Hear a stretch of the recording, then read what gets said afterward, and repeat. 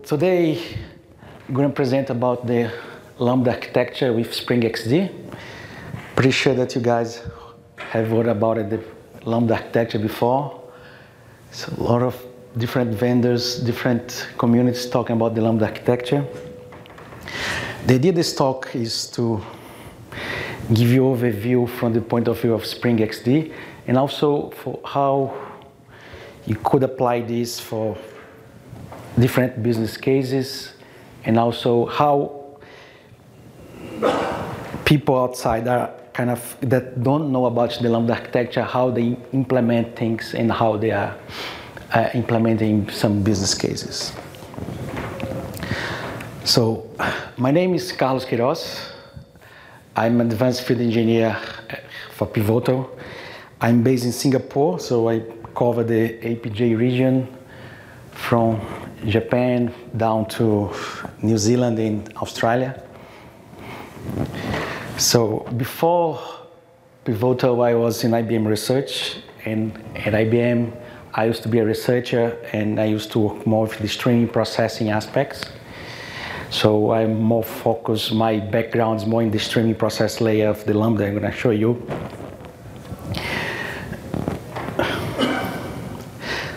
So the main idea of this talk is kind of give introduction. There are a lot of people talking about the Lambda architecture.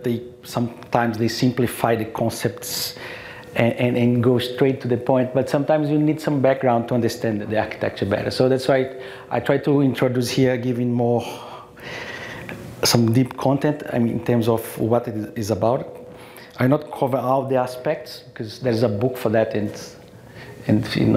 it's possible covering 1 hour and 40 minutes and 30 minutes. Then I'm going to try to apply the Lambda architecture concepts to a specific business case that will be the smart grid business case. And then I'm going to show you how I apply this. So what I have to do. So what type of code you have to implement, how you architect your software, your application, taking in the Lambda architecture as your template, your blueprint. So before, how many of you have heard about the Lambda architecture before?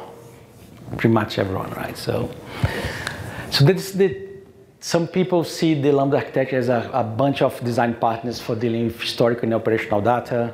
Other people see it as a generic architecture for implementing big data applications. Other people see it as a implementation of desired properties for any general purpose big data system. The book, this big data book, is not released yet, but it was the Nathan Nas book that the guy that kind of put together this concept of the big data architecture. He's writing this book. I think you're going to be released next year. So with the approach of the Lambda architecture is new in terms of putting things together, but the ideas are not so much, right? So if you see this, sorry for the size of this, I cannot make it bigger, but if you see this slide here, this is from IBM. So it's how the IBM see the 3 layers, how they sell this, how they pitch this outside. So they see that in the top layer you have the streaming computing aspect. Then in the middle there you have the now big data MapReduce like models, and in the bottom you have the traditional data warehouses, right? And you see that you have a straight a connection between the streaming process layer with the big data MapReduce like model. So they are doing this for many years. This slide is not from today, is not from last years, like 3 years ago. So the concept is there, the idea is there. So what Nathan did was put it together in a more general way and try to guide architects and developers in how this could be implemented. So the main concept of the architecture is the idea of the entire data set as an input, right? So you want to be able to process and run your queries, run your functions on everything that you collect. And also has to be the idea is to be a generic purpose data system, meaning that you should be able to apply any business case. So these are very key concepts, the idea that you have your data set that can be 1 gigabyte or 1 terabyte or 1 petabyte. And also the flexibility that the genericity of your system, of your architecture that can cope, can run any type of business case. These are the kind of properties that they come together to define this kind of systems, right? So the fault tolerance aspect, is not only about machines failure, but about human mistakes. If someone wrote a function that is generating wrong outputs, you could go there, rewrite your function and fix this, because your input data set is there, your raw data is there, you don't touch that, you don't change it, it's kind of immutable, right? Should be generic in terms of, as I said, apply for any business case that you like.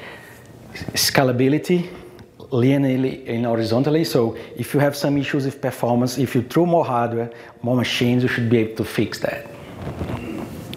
Extensible, if you should be able to apply new models, apply new functions for your data set. That's the one that's quite important, the idea of low latency, right? So that's the main idea of why you need the streaming, the stream layer, that you should be able to query your data and get the results very fast. Should not wait for 1 hour, for 10 hours to get your results of your queries. And also quite important, the bottom here, that's the ask anything, right? Ad hoc queries. Should be able to ask anything to your system, and your system should be able to respond.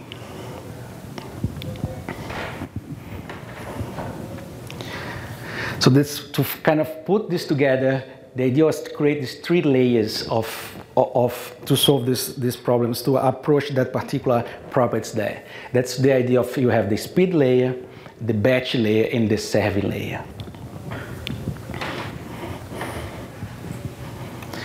So the batch layer is the one that has the master data set, and it's collects everything, that all the data should go there and should stay there forever.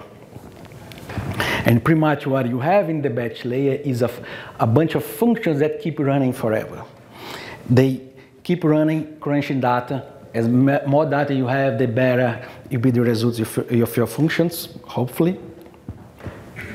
So, and those functions, you're going to produce some outputs that you're going to release them as what they call batch views. Those batch views, you're going to have the summaries of the results of your functions that can be accessible from anyone that you want to consume this.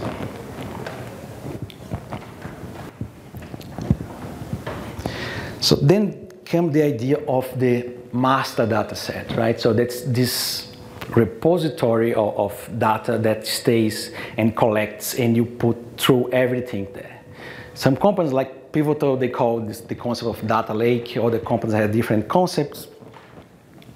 But the main idea that you have your repository of data, that you should be able to add your data there, and your data will be there forever. So it's your source of truth. So the data there is in the raw more as possible.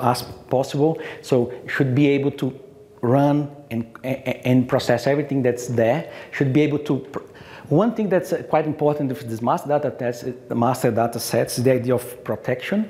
So this is the only layer that you should not corrupt, because if you corrupt your master data set, everything else will be corrupted, because everything comes from here. So there's one that should protect most and should be able not to any corruption. So should be only read only. Who reads this is the developers that want to create functions and applications, and who writes here is only the data sources that need to send the data here. So you should be very careful with this to avoid any corruption in your data.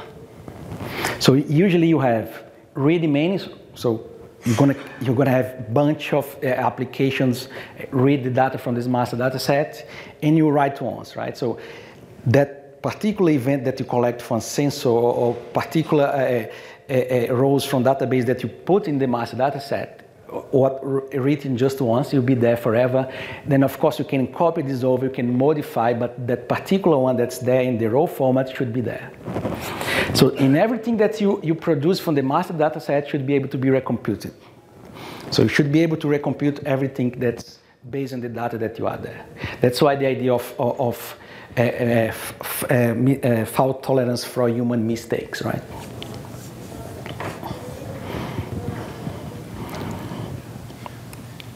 So these are some requirements that you have for the master data set. And if you are familiar with the big data, you know that's pretty much what HDFS does, right? So you have efficiency for appends, scalable storage, support for parallel processing, vertically partitioned data, cost for processing, flexible storage. So that's pretty much the properties that why HDFS was created. Nothing new here.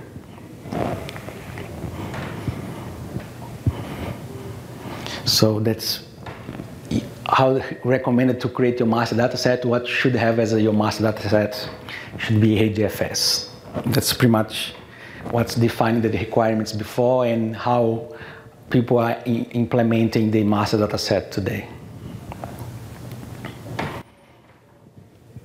So just to summarize here the batch layer, you have functions running in your master data set that is managed by HDFS, and those functions are going to generate views that should be consumed for who is interested in those results, right? And how you're going to make consumable is the idea of the serving layer. The serving layer, you make all your views queryable, right?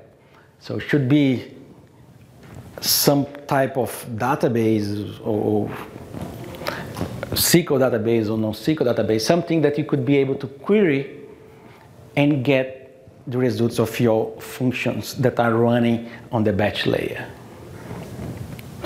So usually you are going to have lots of batch updates and random reads in this data set, in this database. And it's recommended because the size of this can be big and also can have multiple users that you distribute this database. So it should be a distributed database optimized for batch updates and random reads.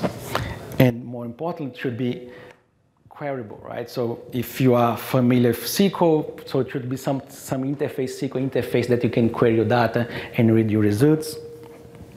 If you are in the key value game, something that you could be able to consume via key value.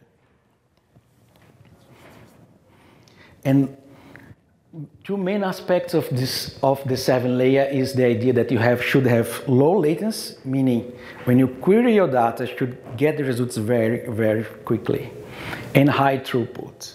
Should be able to manage high number of connections and queries at the same time. So these are the kind of principles, and latency in high throughput is the one that you should look at when you're going to choose which product you want to use to implement this layer. There are a lot of products in the market for this, open source, proprietary ones, so that's pretty much also well known. And so some of the requirements for the database layer: fault tolerance. Here the fault tolerance is not only it's not for the human mistakes, but for the idea of machine failures, right? So you're going to have more machines, and if one machine goes down, it should not bring your whole cluster down. So you should be tolerant for those kind of failures. Batch writable, random reads, and scalability, right? So if you need more, you have to support more queries and more users, so you should be able to put more machines and distribute your data set in the database and be able to support those new users. So essentially, putting the batch and the server layer together, you have almost everything that you need. You have the master data set that is your source of truth, has all the data there. Then you have your functions running the batch layer, computing the data from the master data set. It's an immutable storage. You never change anything that's there. You just read, compute, and generate batch views. Those batch views will be accessible via the serving layer. And in the serving layer, you can have clients consuming the serving layer via the interface that you define for your database. So the problem with this cycle here is that it could take too much time for the time that the data comes in, the time that you process your functions to the time that you update your serving layer. Depending on how much data you have in your master data set, it could take hours or days for your query to finish or for your function to finish. And if you have this type of latency, that's what they refer for latency here, is kind of not that up to date, and your customers or the people that are going to use your application not get the latest view of your system, of your data, of your operation. So that's why you have a need for another layer to fix this problem, that you take too much time to process these functions here because you are looking every time at all the data that you have.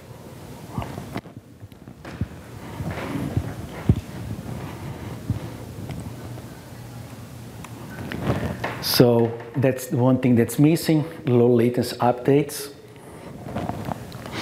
That you hopefully you're going to get this when you have the speed layer, right? So the idea of the speed layer is arbitrary functions computing arbitrary data. Same thing as before, the only difference here is that you have to get the results in near real time. So your latency has to be very, very short here. You are looking for milliseconds a response here. Sometimes seconds, but not much than this. So that's why some people see this as the speed layer as the delta from the batch layer. That you only process the part of that's missing from the batch, that the batch didn't finish the job, so you process here quickly, then you get that update for who wants that.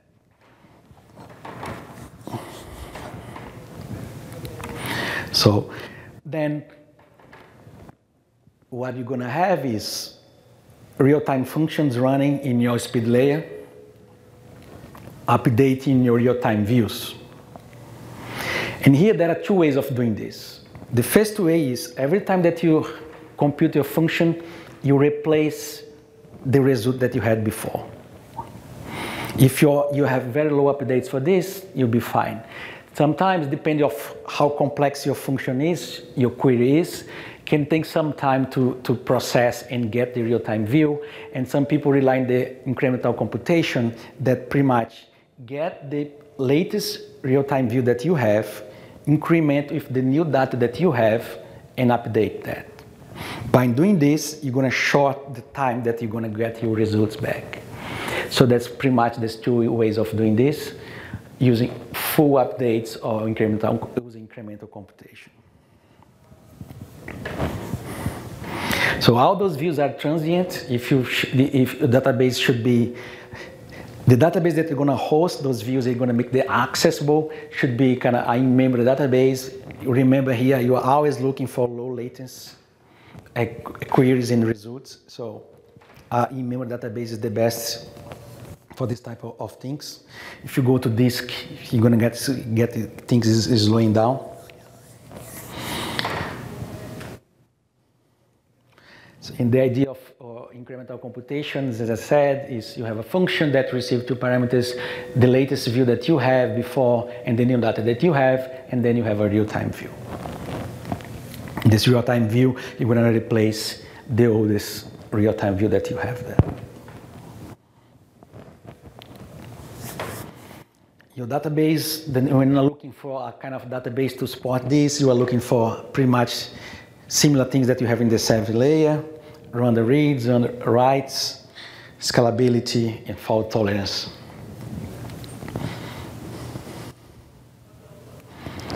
And then came the idea of eventual accuracy. That's quite important, and then there are some misunderstanding that's on the market, what people mean about this in terms of how you're processing things in memory in near real time. Depending on what you're computing, things can be hard to compute, right? Even you are looking in small data sets, that's pretty much what you have in memory, that's much, much smaller than you have in your HDFS master data set, can still get some time to compute that. And so when you cannot afford to wait for this, usually what you do, you're going to start relying on approximations. So your queries now, the results that they give you are approximations for the correct answer. They are not the correct answer itself, but they are very close to it. And there are many ways of doing this, and many aspects and many research in this area of approximations. I'm going to talk a bit about this.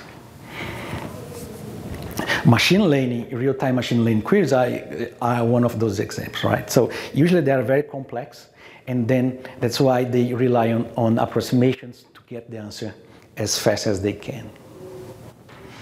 And this thing is not that bad, because you have to remember that the batch view is compute things on the background, and you're going to soon update the views with a new and more complete view of your master data set.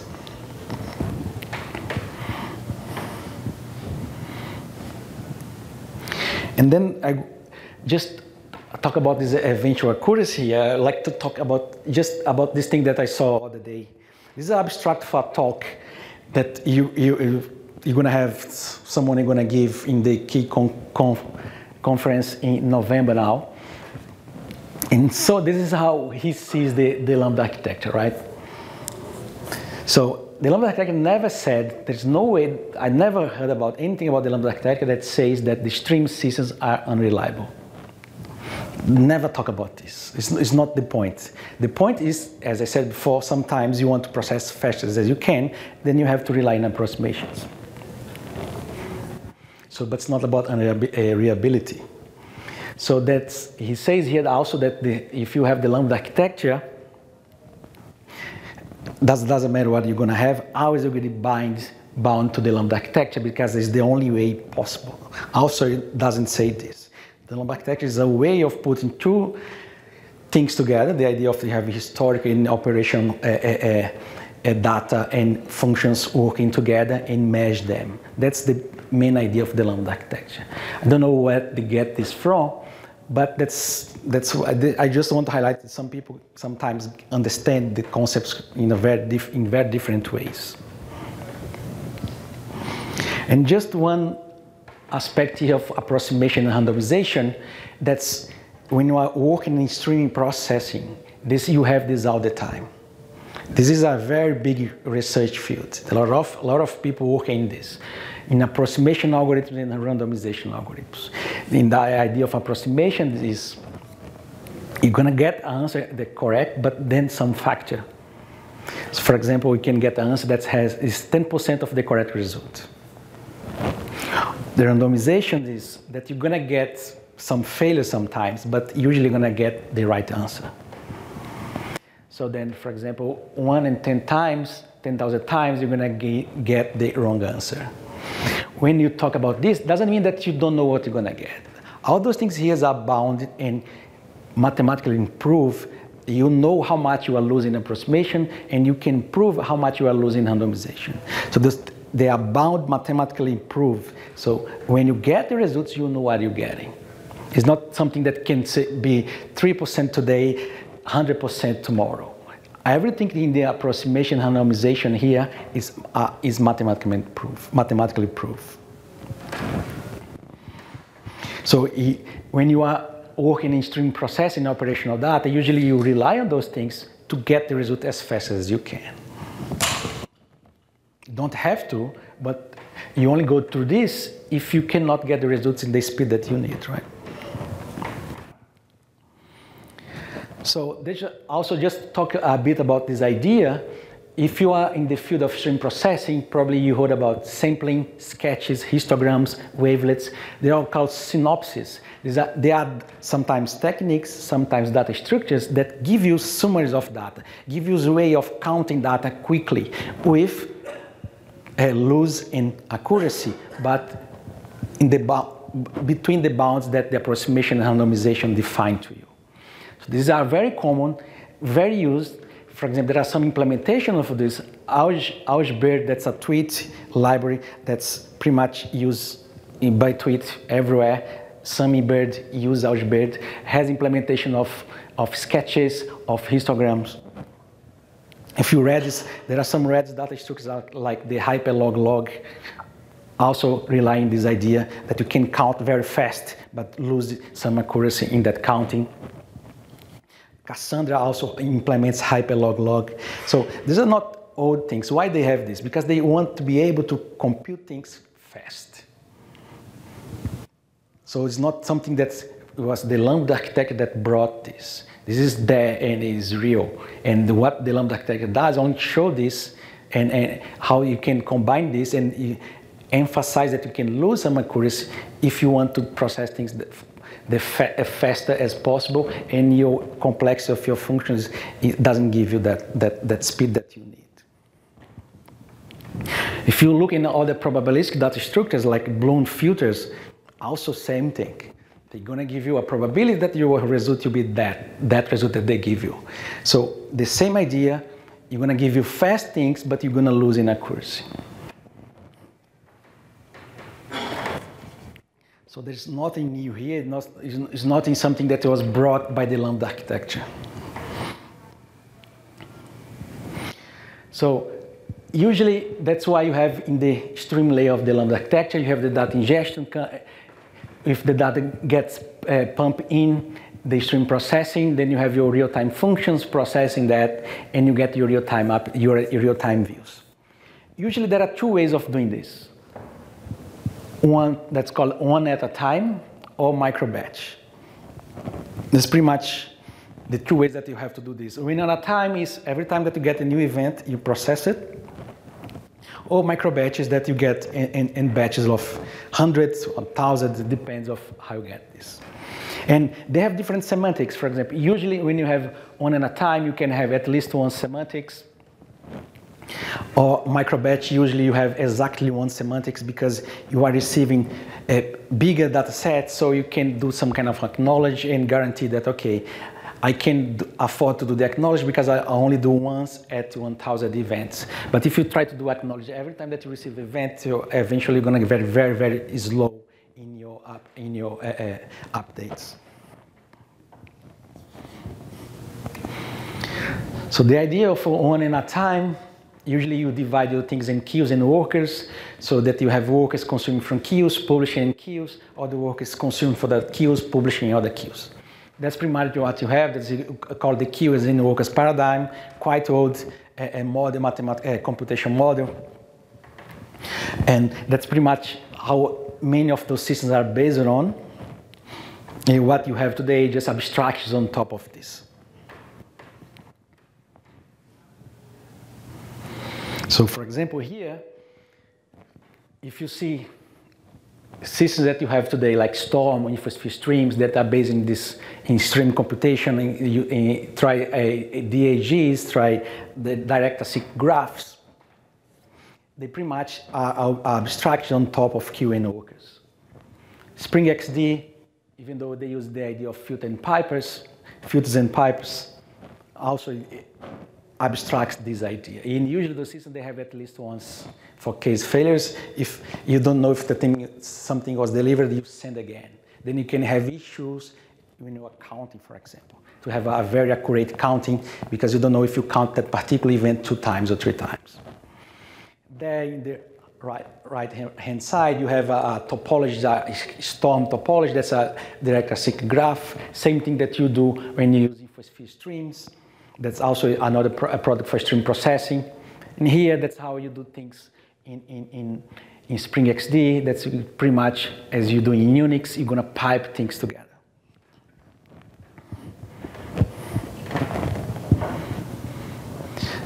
So the idea of micro-batching is small batches of events processed one at a time, right? So 10, 100, and so on.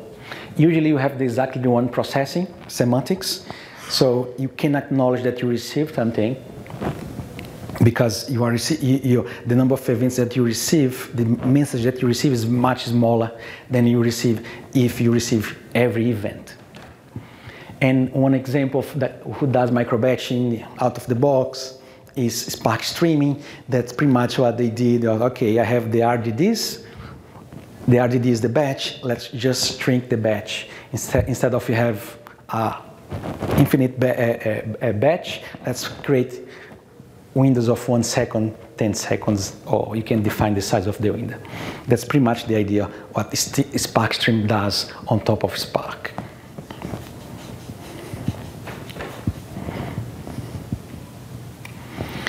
And here you have the architecture of the kind of the topology of the Lambda architecture, right? So you have raw data comes through the data ingestion. You have the data ingestion sends the data to the speedy layer and to the batch layer. And then you have the batch layer processing the historical data, functions that see the whole data, updating the 7 layer. You have the speedy layer only working the real time in the in-memory data that receives from the data ingestion. Usually, the same models that you have in the speedy layer you have in the batch, but doesn't mean they are implemented in the same way. As I said before, you can have issues with speed. That's why you have to rely on approximations and randomizations. And then you have the ad hoc queries. That's the main point of the architecture, right? So you have this blueprint here because you want to allow users to query your data, your application via any type of query that you want.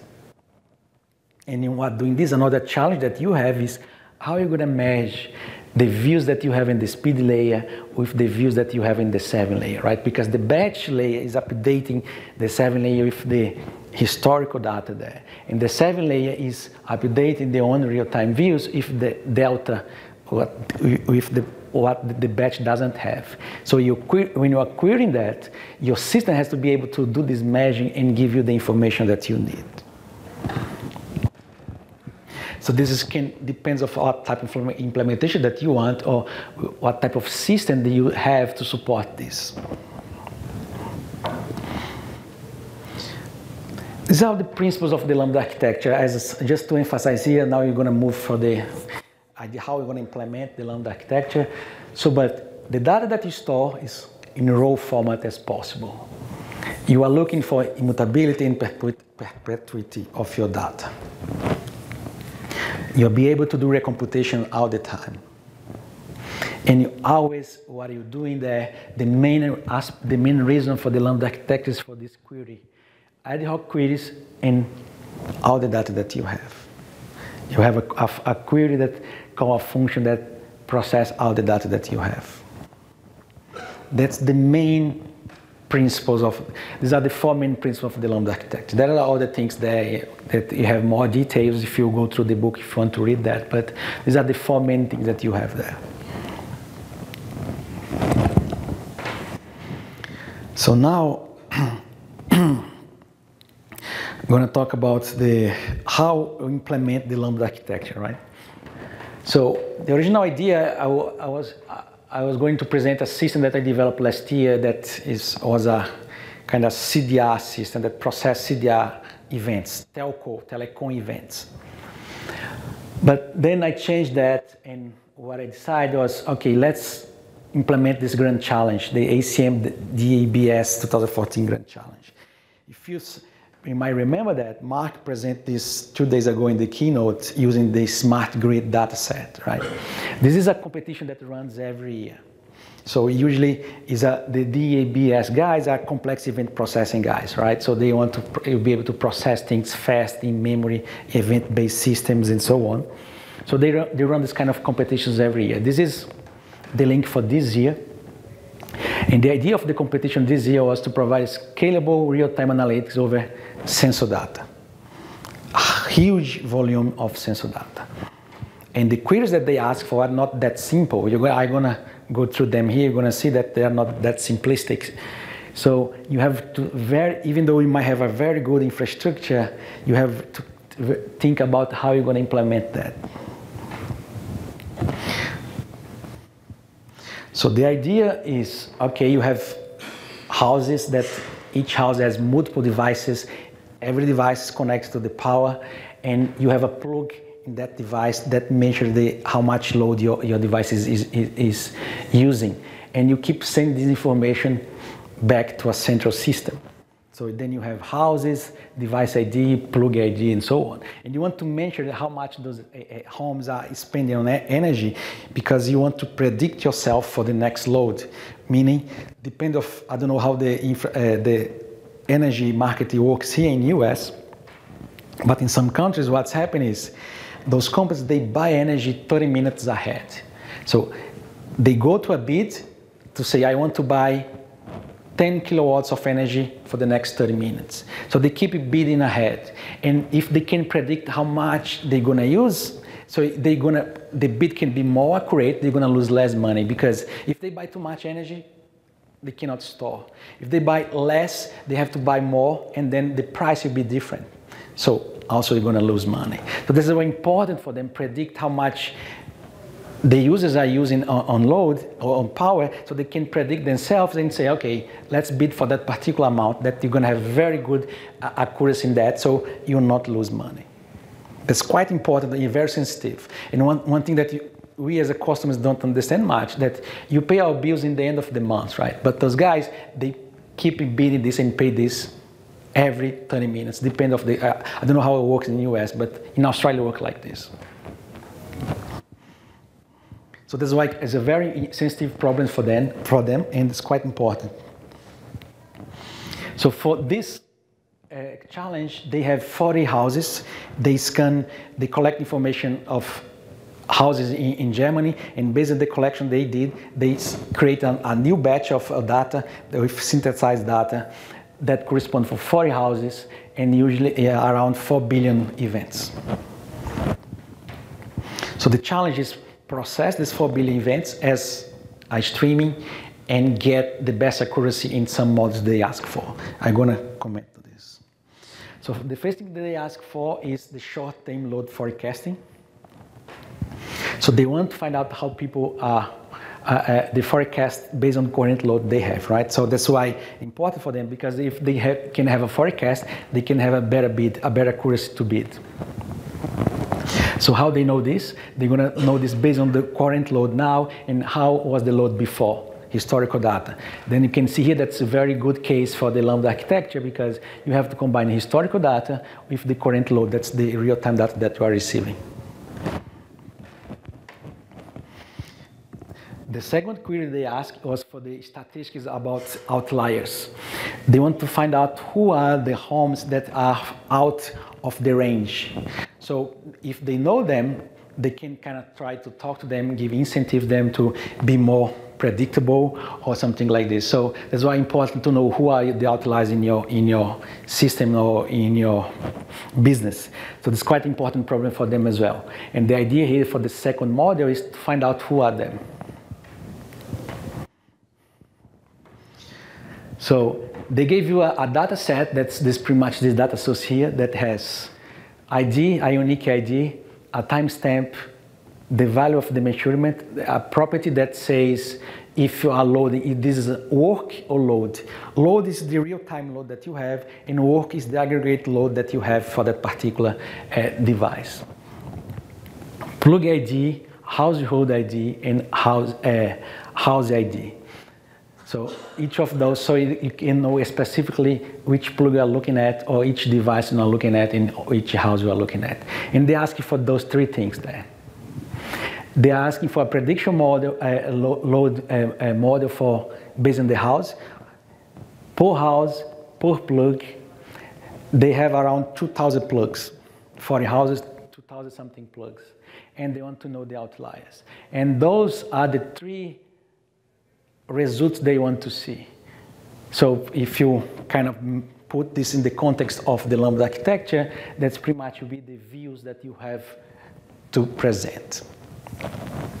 And the clients, the users, are going to query those views here to find out who are them, the house that consume more or less, and so on.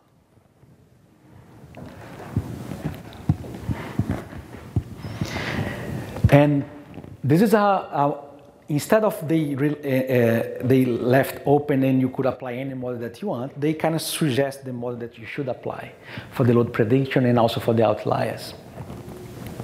The idea of the load prediction is you have your average load and that particular time slice. They ask you to slice the time between for 1 minute, 5 minutes, 10 minutes, 15, 30, 60, 120. So you're going to have slices of time, and for that particular slice, you're going to compute your average load and also the median of the average load from before. And based on this, you're going to have your new average load here. That's the thing they are looking at. That's the model that they want you to implement for the load prediction. You have to do this per house and also per plug. And the SJs or the S thing here is the time slice. Depending on how you slice the time, if you slice every 1 minute, every 5 minutes, you can have less time slices or more time slices. And then you have the outliers that they want to find out the percentage of plugs that per house that are over the average. Oh, sorry, over the median of total plugs. Also here, you have to see that you are seeing here that you have to look all the plugs. So when you do a query here for the outliers, you are querying for 2,000 plugs spread around. A lot of information, historical data for these 2,000 plugs. You can see that the query here is not that simple query.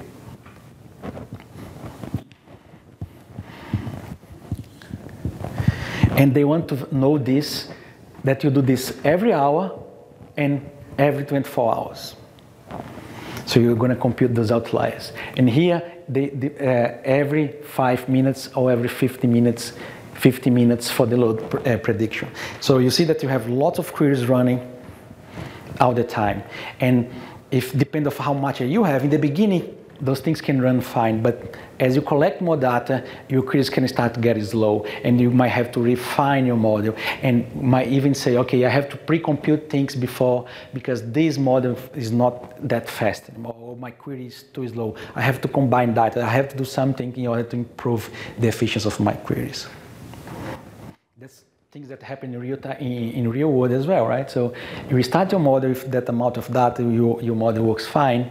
As you collect more data, your model starts to get sluggish, and you need to update the model, change the algorithm, improve, change. Even sometimes you have to change your product, the database that you have, or the system that you use to process your model.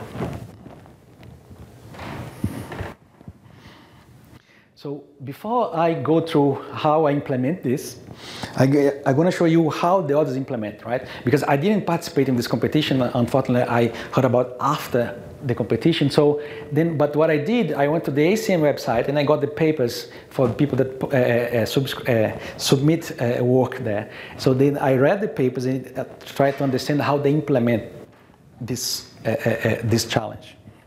So I'm going to put you here three different implementations. Try to explain how they did at least the load prediction. And more importantly, how they put the topology, the architecture of the system together. This is the first one. This is a storm-based implementation. On the top there, they have the live data stream coming. And from the live data stream, they have two feeds out. One feed goes to a database, a Postgres database. Another feed goes to a filter.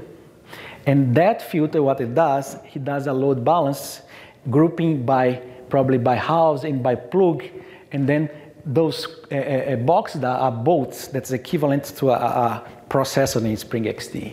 So they are splitting in between bolts, and then those bolts are processing the load and sending to other bolts to get other type of processing and send the information to the database, to a REDS in-memory database. And from here, they are processing the median from the overall thing from the main database.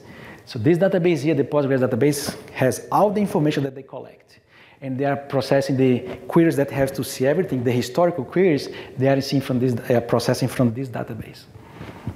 And then they put the results back in Redis, and the both real-time in-memory both consumes from Redis and process the model. That you see here that they have a very, very strong, as I say, relationship with the database, right? With the Postgres database. So they rely on the Postgres database to process pretty much all the historical data.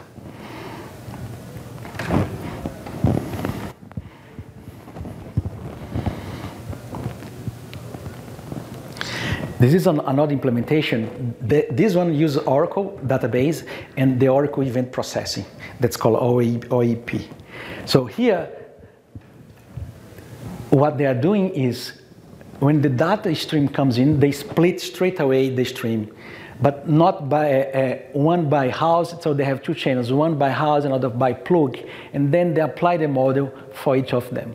But one thing that's had here that you cannot see is that some of the channels there, those guys here, these processes in the middle there, they have access to a local Oracle database. And the information, they leave the information there that they keep processing from there. And they use the Oracle event processing engine that has a complex event processing language to query the database and to pass on the filters to collect the queries that they have. So those guys that wrote these are from Oracle, so they use all the Oracle suite, right? And this is the third one that's, for me, the one that was better implemented. Those guys, they use this real-time stateful big data processing. I never heard about this product before I read this paper. So it's an open source product, and it's a kind of research product in Europe, and they use that to implement the solution. And one thing that they do here, they also have a filter there, but the filter they do is not because they are splitting between house and plugs, but here they are splitting by query. Query 1 is the load prediction query, and query 2 is the outliers query. So the filter just split the information between them, and then they run the query on there. And one thing that they have also different from the others, they have this concept of heartbeats. So the concept, according to them, they use the heartbeats because they need to process. They don't want to process the time slices every time they have a new event. So what they did is they have this heartbeat that keeps pinging every interval, and when you receive a ping from this heartbeat, then you can process the time slices and the load averages. So you don't keep processing every time that you receive an event. That's different what the others did. So then query 2, they have a local for plugs, another one for the houses, and they sync the results to a file, a database. So there are 3 examples of how they did that, how the others did this. And then here in Pivotal, I found this project that is in GitHub, it's an open source project that's called GFXD demo. So Jens, Deep, and William Marquito, they also kind of tried to implement this challenge, but they didn't implement the full thing there. And the main idea for them here was to show how GemFireXD work with Hadoop. So pretty much they use the GemFireXD as the data ingestion, they use GemFireXD as the stream processing engine as well, and they use Hadoop for the historical processing, and Hadoop keep updating the batch views back to GemFireXD. So GemFireXD essentially has the real-time views and the batch views. And then they have an application that show the prediction model, similar to what you saw in the presentation from Mark 2 days ago. So I get this, I fork this project, and that's how I implement my things. And I remove all the streaming processing aspects from inside GemFireXD and brought this to SpringXD. And then when I did this, that's what I have. So I have the census event comes in, and I have a RabbitMQ receiving. Why I have a RabbitMQ there? Because usually when you, for these smart grid domains, the information that goes from the homes of the devices to the central server is not, usually they don't use HTTP, they use MQTT a lot of the time. And I worked with those guys before. I worked with a sensor project in Tasmania, in Australia, and MQTT is the favorite from them. It's the best protocol they use there because it's very small, it's binary, and it's very fast. And it's a pub sub as well. So they use this, usually they use MQTT to move the data from the sensor field, from the sensor for the field to the servers. So that's why I put RabbitMQ.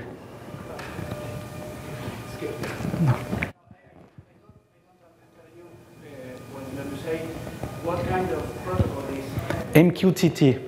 MQTT. Yeah. It's an open source protocol. It's kind of old. It's IBM created the protocol and opened the specification.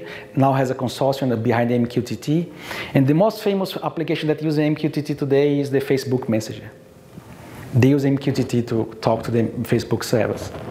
But in the industrial, you see a lot of companies use MQTT because it's binary, it's very, very short when you move the data. And it's pub sub as well. So they save bandwidth as well. Yep. So, and RabbitMQ supports hundreds of protocols, right? So MQP, JMS, and MQTT as well. So it's quite easy to enable MQTT in Rabbit and start to streaming your client, your sensor with MQTT-based message to Rabbit. And for SpringXD, that's the main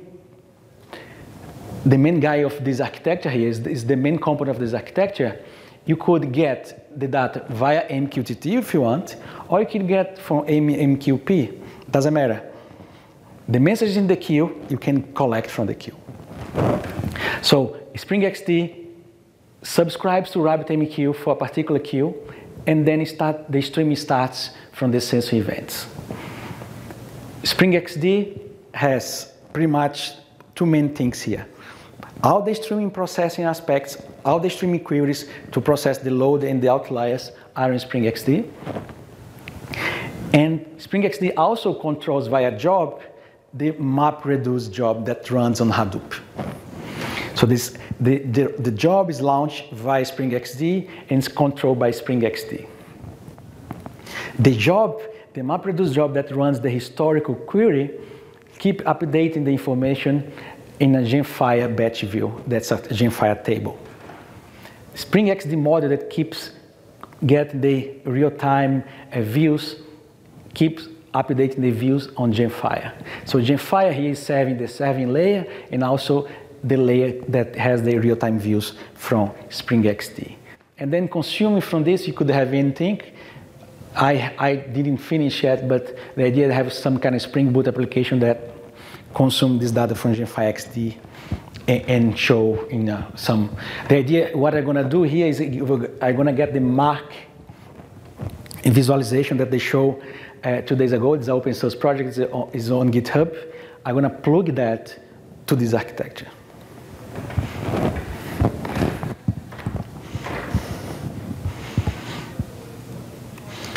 So this is the data ingestion. Events goes to Rabbit. You subscribe to Rabbit and you start to consume, right? Could be any protocol. Could have MQTT on one side, AMQP in the other, or AMQP all over. You don't have to change anything. If you are using Spring to program this, you don't have to change anything here to change protocols. In the data ingestion loader here, you just change the template. Say I want to use that not AMQP anymore. I want to use MQTT, and the same thing. So easy, you can switch between those protocols. And then you have the speed layer. That's the more complex one. That's one that I spend more time on. The idea here is to implement 3 analytics, right? One is for the load prediction for house, load prediction per plug, and also the outliers. And so everything starts in the filter here that remove duplicates. You have to remember that you cannot guarantee that your data is clean, right? You cannot guarantee that it has missing values there or that you are receiving 2 events that are the same. So you have to do some kind of cleaning. So before I do anything, before the data goes over the streaming, I remove the duplicates. After that, I try to fix the missing values because I have load and the work that is a kind of depending on what I'm missing there. I can kind of from the work try to predict what I have in the load, try to compensate. So after I fix the value, meaning my event now is good. So then I do one tab for outliers. I do another tab for the load forecast for plugs, and another tab for the load forecast for homes. So I pretty much 3 tabs, one for each analytics that I have.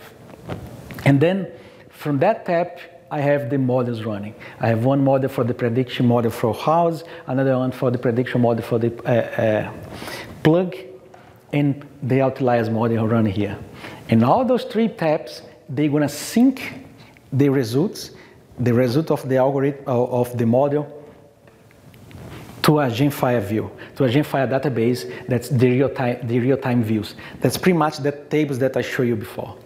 And one thing that's I want to show here that say here that this dot lines here, that means that there's a flow from that particular component to the database. So what's happening here is the database needs to get some historical data in order to do the load prediction. To get this, you get the data from GemFireXD. And because GemFireXD is persistent on Hadoop, so GemFireXD has the full all the data that I have in my HDFS. And then I have some tables in GemFireXD with the 3 analytics that can be consumed for anyone that wants that. So here you have pretty much the stream action that you have. Remove duplicates, enrich. One thing that you have to do is, since the beginning, is create the time slice. Time slice is the core of this challenge, because you have to compute the current time slice and the past time slices. So that's why you have to know which time slice you are in. So this is why you have to compute time slice for each event that you receive. Then, from the enrichment of your event, you pass this to the model. The model you're gonna process and go update a GemFire table. One thing that I found here, but these are the streams that I create, right? So pump in is a stream that just get everything from Rabbit and put in a master queue. And then I have sensor event enricher that gets from this view, process, filter does the enrichment and sends to GemFireXD that pretty much sends it to HDFS. Then I have the tabs that get defined outliers, and another 2 tabs that get the load prediction for house and for plugs. So these are the 5 streams that I use in SpringXD. One thing that I found kind of hard here, that I have to rely on some kind of external or create my own hash maps to keep some values that I want to compute. It was not easy to get some in-memory data structure that I could quickly put some temporary data there to compute something, and I have to rely on in a hash map. Sometimes I go to GemFireXD, create these temporary tables there just to get this temporary computation running. So I think something that could be, they have Redis there, but the only way that you could access Redis is open a connection to Redis and so on. So they don't have a straight portal to Redis. So there's not much difference that I have GemFireXD already, so I could use GemFireXD or I could use Redis. So both ways I have to open a connection, put my things there, open connection, get my things from there. So this is the stream layer, the stream processing layer. I have to create some Java classes as well to represent the event, and then to move, instead of move strings between the components, I move objects. So I move Java objects, Pojo, Java objects, then I get transformed automatically by SpringXD. That's nice, you don't have to do anything. So then here you have the batch layer. The batch layer is quite simplistic now because pretty much I have one MapReduce, because I didn't implement the other 2 there, to process the loading prediction. So I still have to add one more to do the outlier. And this is controlled by SpringXD, so they have a cron there that keep running this. Depending of how much data you have, your model can get sluggish, can get slow, so you might change how often you run this model.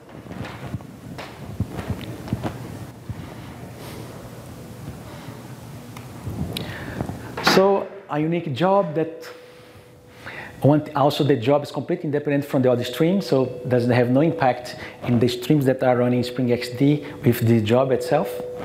And pretty much what the job does, load the row sensor table that has my whole data there, compute the thing, and update the tables, average tables, load prediction, average, and so on. And here I have the serving layer that is the real-time in batch view layers that's supported by GemFireXD. That's the database that I have there. I could have put other database here, and let's say HBase, for example, or any other. But one thing nice here that I still have a query language, and I could, for example, here quickly, if I want to get some visualization quickly, I could say get Tableau, connect GemFireXD, and put something there. So pretty much the views are 3 views, one for pool analytics, and those views are getting updated by the MapReduce jobs and also for the stream processing models that are running on SpringXD.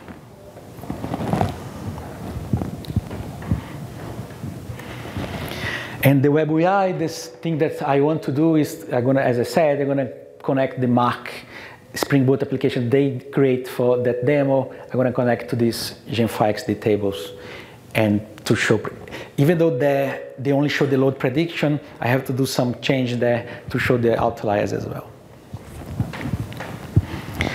So now I start to ask some questions. So why I choose GemFireXD, right? So this is a distributed in-memory database. Is very tightly integrated with Pivotal Hadoop. So when I write there, I can write straight to HDFS.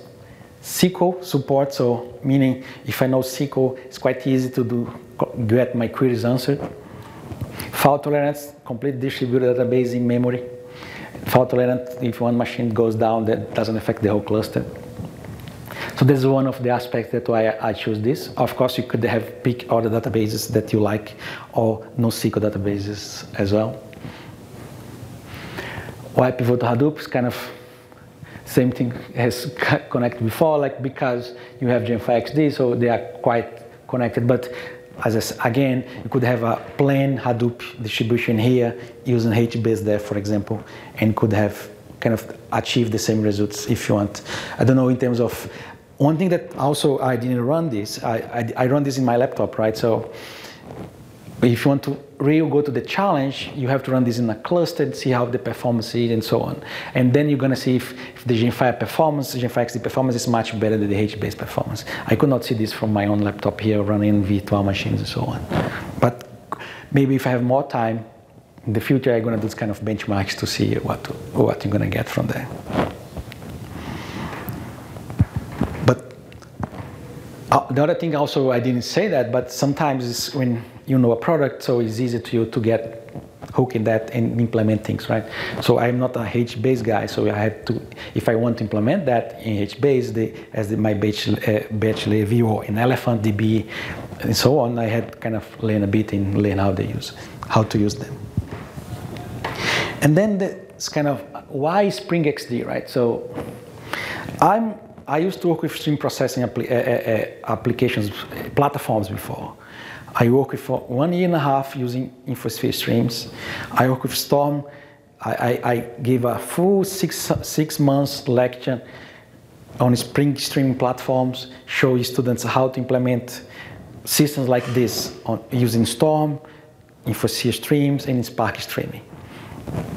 So then I know what the pros and cons in pretty much, not much about Spark streaming, because I just give an overview for my students. They didn't pick Spark streaming to use, so pretty much most of the implementations for them for the final assignment was using Storm.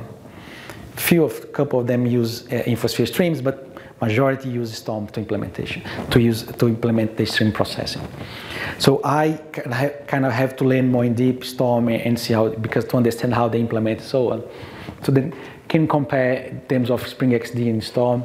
So things that are good, I like in SpringXD is the data ingestion thing that you have straight there. You don't have this in Storm in other platforms. In InfoSphere streams you have some.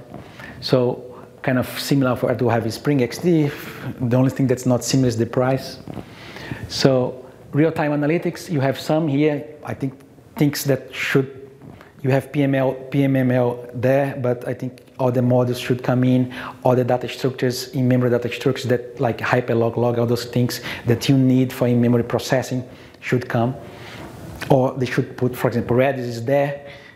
Redis implements hyperlog, log, so you could straight away access Redis in the hyperlog, log data structure. But they should kind of make the access easier if you are inside the stream itself.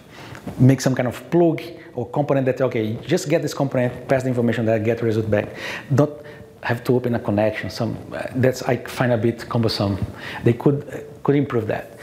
Workflow orchestration, even though I don't use much here, but let's say that I have a job, a MapReduce job that has to be triggered after my stream finish, or before I start my stream, I run a job, then I start my stream. Those things is quite nice to do using SpringXD. It's the integration aspect with other things, right? So you have lots of syncs, lots of sources. So pretty much you can talk to everyone. And if you cannot talk to everyone there, for example, I was looking for SFTP, not for this project, but for a different project. I was looking for SFTP source. They don't have SFTP source, but Spring Integration has SFTP source. So what I did, I get the Spring Integration SFTP, wrap that as a source module, and put it in SpringXD. So it's quite easy and quick to do that, right? So there's the things that I like when I was implementing this, and things that I also don't like this. One thing also that, for example, for part of this SpringXD project here, instead of I was ingesting event by event, on demand, one event on at a time, then I changed, okay, let's ingest on micro batches, right? 100, 1,000. And when I started doing this, the things, even though they have SpringXD has a component called splitter that should kind of receive your 1,000 things and split one by one, I found very hard to use properly. So what I end up doing was I created a processor that get this bunch of a JSON array with 1,000 JSON objects there, process myself, return this as a list, a Java list of objects, and then give to the splitter. Then the splitter could work properly and split the message and send one by one for the next component. But it took me some time to find this out and to understand this. So documentation also should improve. Still not there yet. Very few basic examples. When you need to do something different, it's quite hard to find. But of course, the project is starting, it's part of the game. When the project gets more maturity, more community behind, then you're going to find plenty of examples in documentation for that. And again, if you want to implement this in open source, that's pretty much what you're going to have. You could have HBase, Hadoop, plain Hadoop there with the HBase on top, and also SpringXD could still be there. And you're going to have these three products that you could implement your Lambda architecture. If you read the book from Nathan Mars, and you're going to see that they don't talk about HBase. They say that HBase is a queue. They talk about ElephantDB, that's a database that he developed. It's quite much simple key value database. That's because you don't need that overkill there, because what you want to do is much simpler, but you have to work more. You have to work more about the data distribution aspect of the database and the fault tolerance of the database. So, but if you have these things up there for you, why not use, right? So, I did see much a point of develop something new just to use in something that I want. If I have something that's more powerful, that also could be used there. And so just to kind of finish, to wrap up, is the Lambda architecture perfect?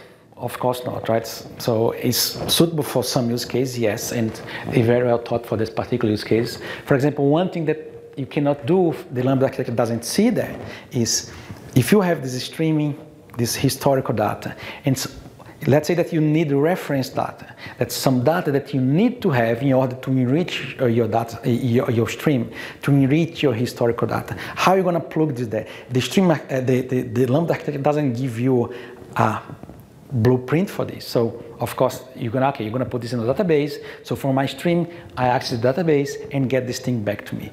But you know that you're doing this, you are going outside of your stream, open a connection, match overhead, your speed is gonna slow down. So then your stream computation, you not be that low latency anymore, right? So what would be better if you have an in-memory database that's co-located with your node that's processing that particular event that you have, that you could get straight to your database, get the information from in-memory in the same node, less overhead, consequently low updates, very low latency.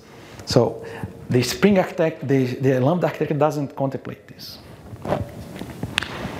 What else? And other things that they say in the end of the book is, okay, how about if you have multiple batch layers, because each batch layer divide by time, let you have time slices, right? And also, how about if you have incremental batches, as you have incremental batches for the stream layer, that you get the latest real-time view, get new data, and update that. So they discuss a bit, but doesn't give you full answers for that, but just to give you the different thoughts.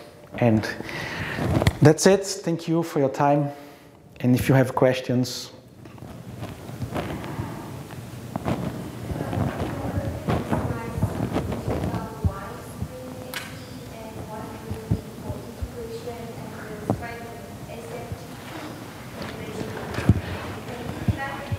yeah, SpringXD doesn't have a SFTP source or sink or processor out of the box, but Spring integration has.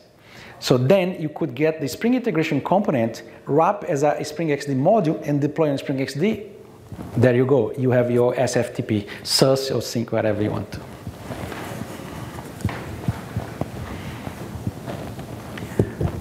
More questions?